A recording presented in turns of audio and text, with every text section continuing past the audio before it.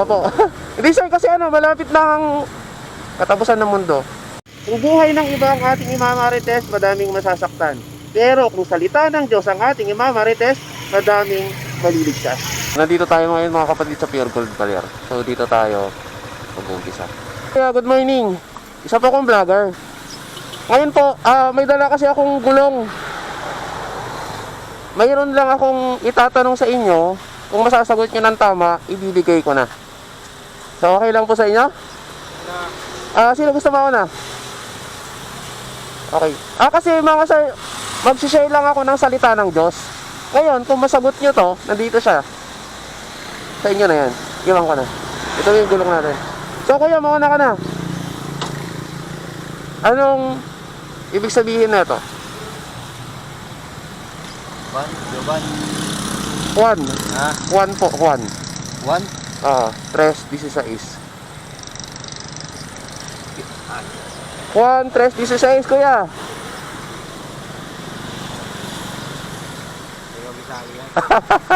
God bless you po. Ay, si kuya. Kuya ka naman. Sa Biblia po yan, ha? Ano po ibig sabihin yan? Tagalog. Okay lang po, basta tama.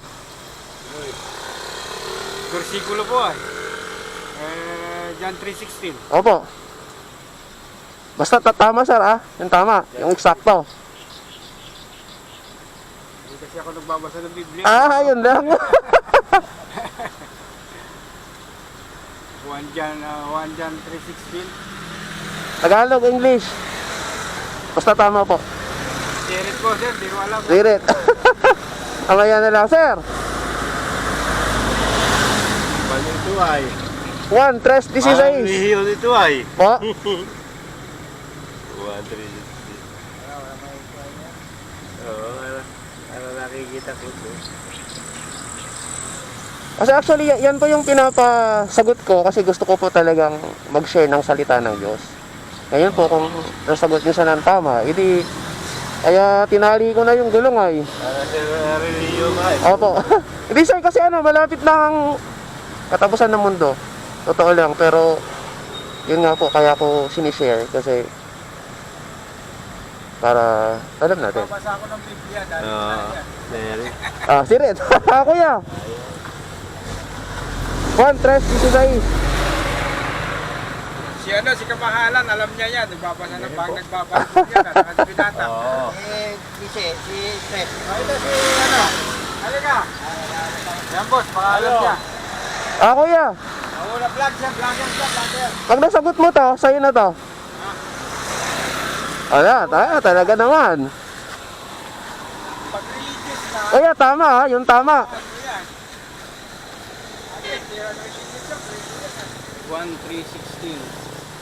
Nasa Biblia yan Nasa Biblia po, opo, tama po. Nasa Biblia.